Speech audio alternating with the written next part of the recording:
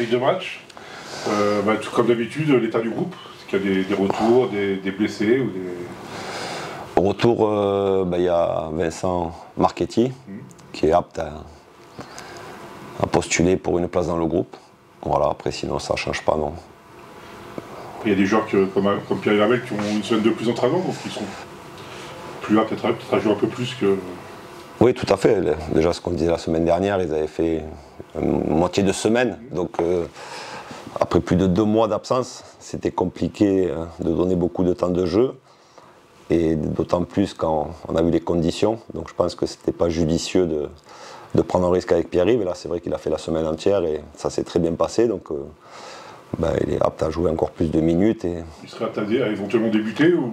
Oui, après ça va être un choix, voir un peu en fonction de ce que je veux faire, de ce que je veux mettre en place et de son ressenti. Mais il a fait une très bonne semaine, il a été bien sur l'aspect athlétique. Après, on sait que c'est pas après 2 mois où il était hors de groupe, il va falloir du temps pour qu'il retrouve les sensations. Mais sur ce qu'il a montré à l'entraînement, il était très en forme et performant.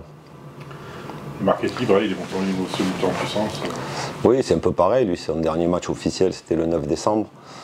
Donc, pareil, il avait fait une semaine, c'était à peu près pareil comme Pierre-Yves Hamel. Et il a fait la semaine entière et pareil, il a fait une bonne semaine. Donc, voilà, il est apte à postuler pour être dans le groupe. Mais c'est vrai que cette semaine a fait du bien à ces 2 joueurs. Donc là, vous allez à Caen. Vous êtes invaincu à l'extérieur depuis 9 matchs, depuis Ajaccio le 23 septembre. C'est un petit challenge de rester invaincu à l'extérieur ou c'est...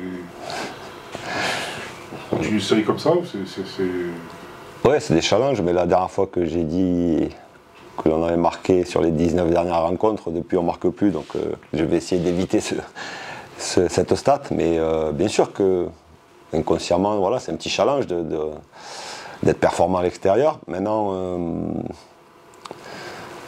je pense que peut-être il aurait mieux fallu perdre une fois et gagner une fois à l'extérieur que les matchs nuls, ça rapporte plus. Oui, c'est derniers temps.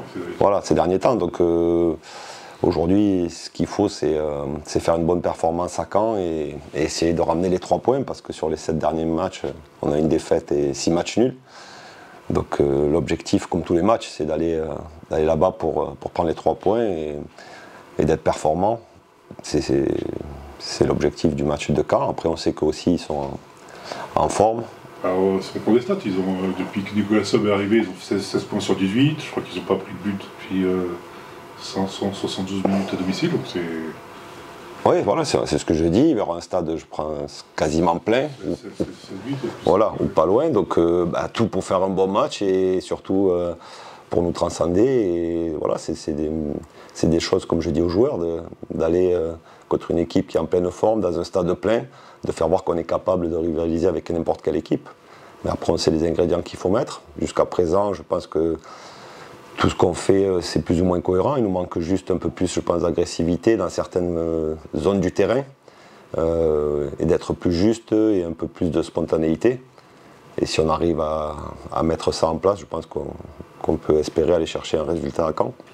En fait, comme vous disiez, ça fait un duel entre une équipe qui est plutôt à l'extérieur et une équipe qui reste invincible chez elle. Ça risque de faire un bon match. Après, sur un bon terrain, 2 équipes qui jouent. Donc voilà, il y a tout pour que ça fasse un bon match. Mais après, comme je dis souvent, c'est bien de faire du beau jeu, de bien jouer. Mais à un moment donné aussi, il faut être efficace. Donc c'est là-dessus peut-être qu'il faut qu'on progresse.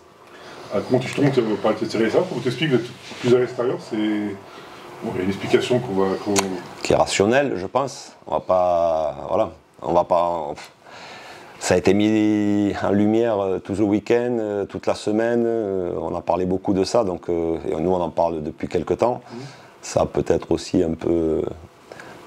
C'est pas que ça, mais le début de saison peut-être aussi d'avoir joué à l'extérieur nous a peut-être un peu pénalisé. Et aujourd'hui, on voit que l'état du terrain n'est pas bon, mais est-ce que inconsciemment, vous êtes plus prêt à faire des meilleurs matchs à l'extérieur parce que vous avez une meilleure pelouse, c'est inconscient, c'est... Ah, mais c'est inconscient et c'est... J'entends souvent les joueurs avant le match, quand on joue à domicile, inconsciemment, psychologiquement, se dire on va jouer sur un mauvais terrain, et pour certains qui étaient là l'an dernier, ça fait presque 2 saisons. Donc quelque part peut-être qu'inconsciemment on a moins de spontanéité, on se prépare, c'est ce qu'il disait, des fois on rajoute une touche, 2 touches, 3 touches, les appuis, et c'est peut-être pour ça qu'on est plus performant à l'extérieur. Mais comme je dis, j'ai pas trop envie de parler de ça, parce que souvent quand on parle de choses comme ça, le week-end d'après ou le match d'après, ça se passe différemment. Mais voilà, quoi qu'il en soit, tout ça on le sait, on en a parlé, reparlé. Moi, c'est ce que je dis aux joueurs, il faut occulter ça aujourd'hui, il faut qu'on soit au-dessus, et je l'ai souvent dit en début de saison, que ce soit l'arbitrage, le terrain, le contexte, il faut qu'on soit solide et une équipe mature pour affronter tout ça. C'est vrai que pour une première saison au niveau pour toi, il y a tout eu, entre les blessures, le sale terrain, quelquefois l'arbitrage, comme on a vu le penalty de la semaine dernière, ça fait beaucoup d'éléments contraires. Ouais, c'est vrai que pour une première saison, je pense que j'ai vécu pas mal de choses, mais d'un côté c'est bien parce que j'ai vu beaucoup de choses. C'est vrai, comme on disait, oui, jouer à l'extérieur, jouer sur un terrain difficile. On va pas parler des pénaltys, mais je pense qu'il y a 4-5 pénaltys qui auraient dû être sifflés. Ça fait partie d'une saison, ça, c'est pas que moi. Les blessés, j'ai rarement eu tout mon effectif à disposition, et encore aujourd'hui je l'ai pas.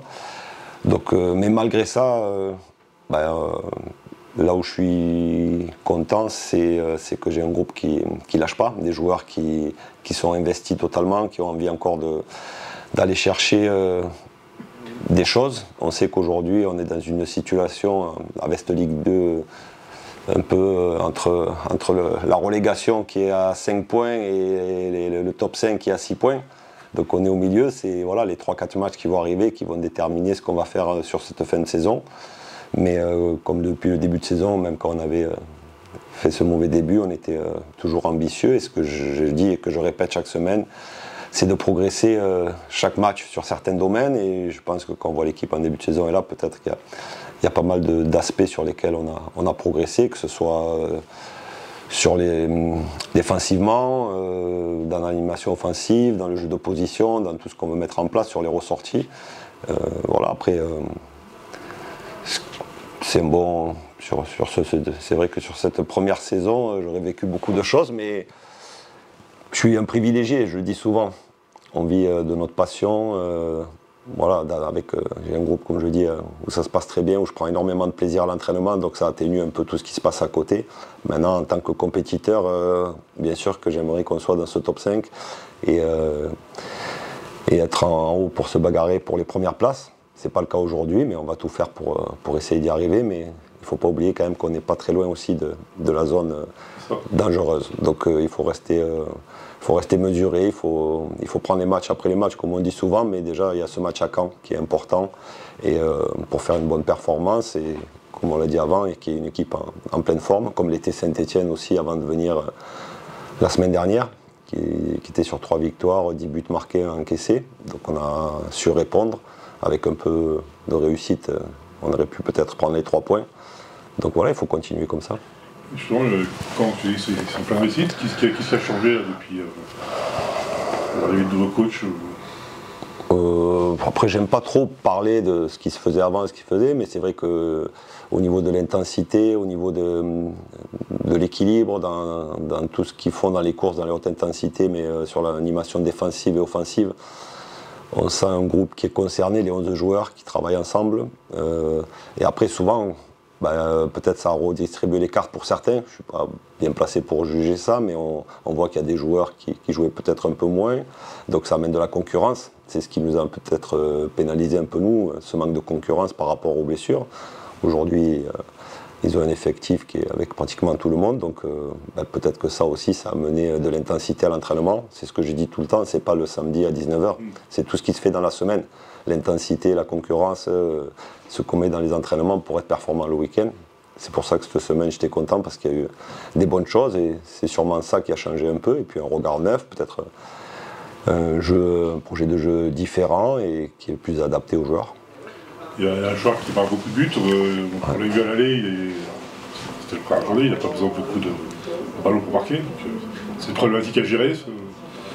C'est sûr que quand il y a le meilleur buteur du championnat en face, on on est un peu plus attentif, on a regardé ce qu'on pouvait faire, là où il performe. Après, c'est l'attaquant vraiment qui pense qu'au but, dans tout ce qu'il fait, dans son positionnement. Voilà, dès que le ballon, lui, il est omnibilié pour marquer des buts. Mais voilà, il faudra être, bon, je ne vais pas tout dévoiler, mais il faudra être attentif, comme je parle souvent de défense préventive. On a souvent été en danger, nous, et ça se confirme chaque match, quand on a le ballon et surtout quand on a le ballon dans la surface adverse.